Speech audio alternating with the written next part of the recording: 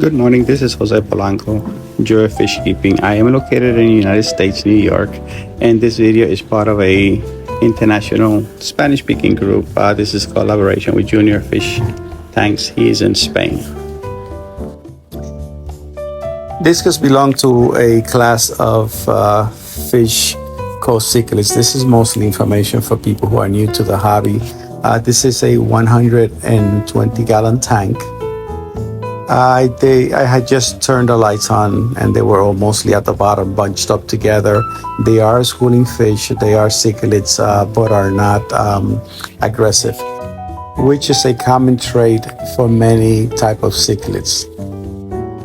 Most of the discus that you'll see in my tanks or in my channel are all hybrids. They have been crossbred to get certain traits over decades of breeding to get colors and patterns.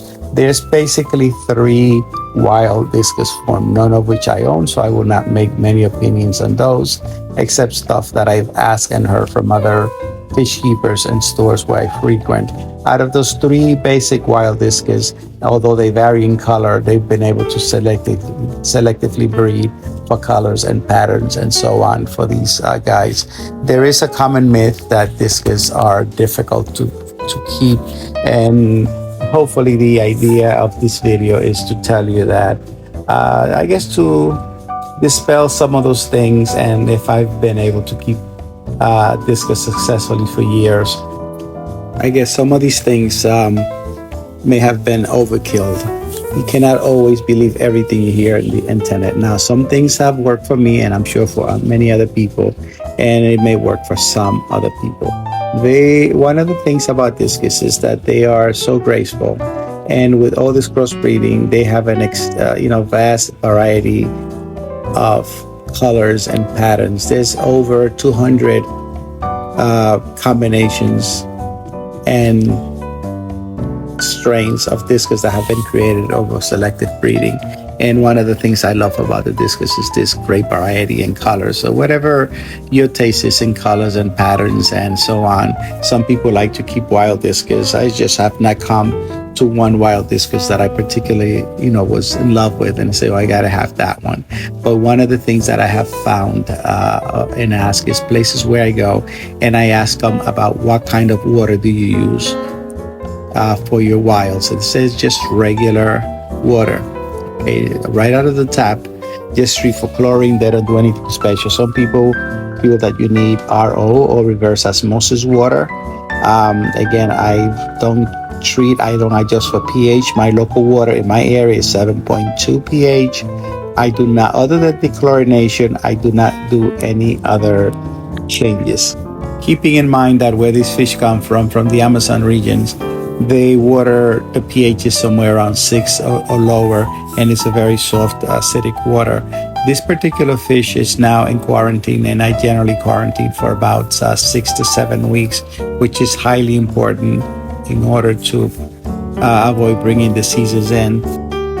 Other than dechlorination and adding beneficial bacteria to always maintain after water changes a healthy bacterial count, I do not chase parameters on pH. I think it's more harmful to have swings in pH and so on. These fish, this particular couple here, and this is one of them, I'm not sure whether that's female. The discus, they're excellent parents, and they guard their fish very well. This other pair is breeding here. This is not a video about breeding discus. But just to say that if I can keep this discus with regular tap water and they are constantly breeding, it's just something to say that they're not that sensitive. And if you can keep healthy parameters of water as you would for any other fish, you certainly will, this will also do well for you if you're just careful keeper of your fish. Here, this other couple was laying on a rock. They are again putting eggs. I separated them out. I think my wife's maternal instinct kept saying, let's give them a try. Maybe they will have babies. I am not looking to breed for profit, but I did decide to separate them out. These here, we have wigglers here. The white ones are fungus on it. I could have added methylene blue to avoid the fungus on it, but I was not interested in having so many babies. Then I would need space and time, and it is very much time consuming to grow out these discus babies. They're very slow growers. This couple here, this pair, male is the white lava. They also laid eggs on the heater here. While they were in quarantine for about 7 weeks, they laid eggs 3 times. Again, some of them got fungus, and I was not interested again on breeding them. I did put a breeding cone, and at this point, the 7 weeks quarantine was over, and I used this method to transfer them because sometimes when you net them, it traps the dorsal fins and it causes damage. My daughter, my 8-year-old, named this one Snowball, and that one she named Lava. And this was a special birthday gift for me. With this one, I had quite a scare because when I started trying to trap them, she almost jumped out of the tank. So I had a big oops moment with her. This particular pair, I had 3 pairs that were breeding at the same time in the 120 gallon. And I decided to separate out this couple. I love the red colors and I like their patterns. So I actually had these guys attempted to breed them. I had them in a 20-gallon tank just by themselves. You can see the dark areas. These are now, some of the babies are now wigglers, and they're beginning to still to move around, and these are another day or so after. So usually after about 3 or 4 days, you start to have wigglers. Discus are excellent parents. I'm really amazed by the care that they give. They constantly taking turn. This was the other couple just laying eggs there before. And anytime some of the babies just got out of the way, they're constantly collecting them and putting them back in the nest area. Here they are a couple of days old. They're free swimming now. And one of the interesting things about the babies and the discus is that they will feed off the slime of the parents for a few days.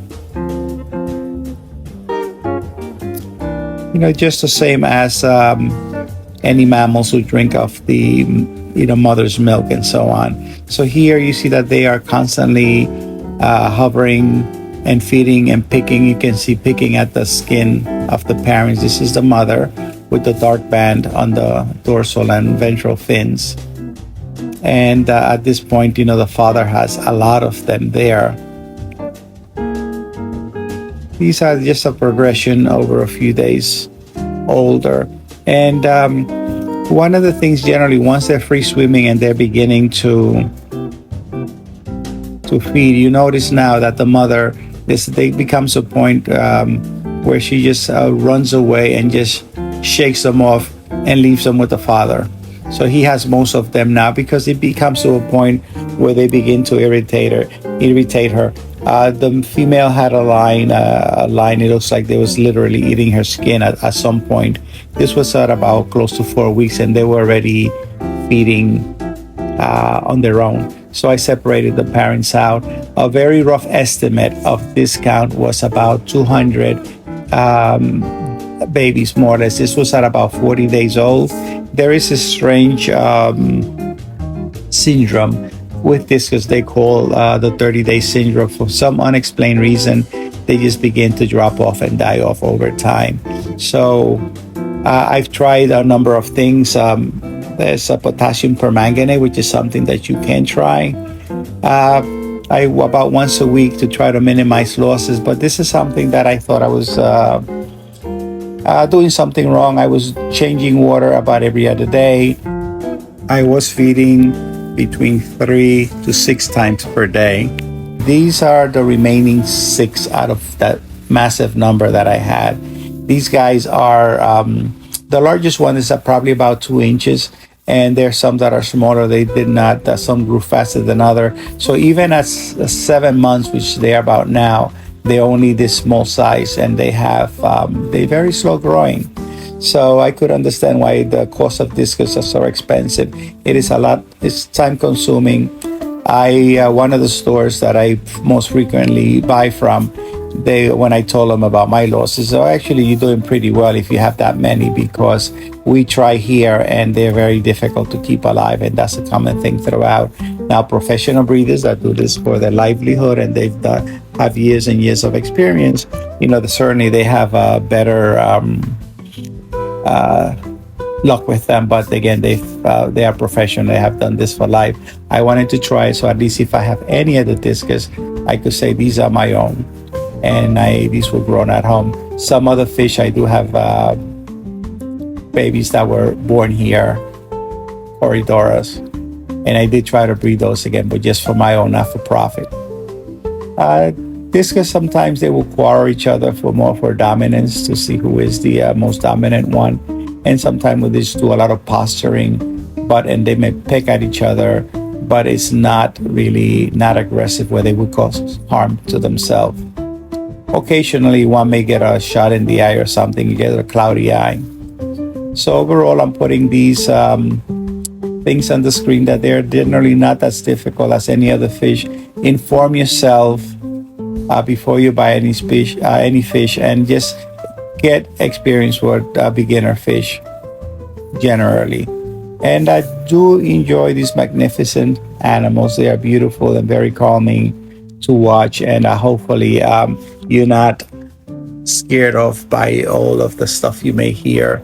Just enjoy them, because they are really a beautiful breed of fish to keep.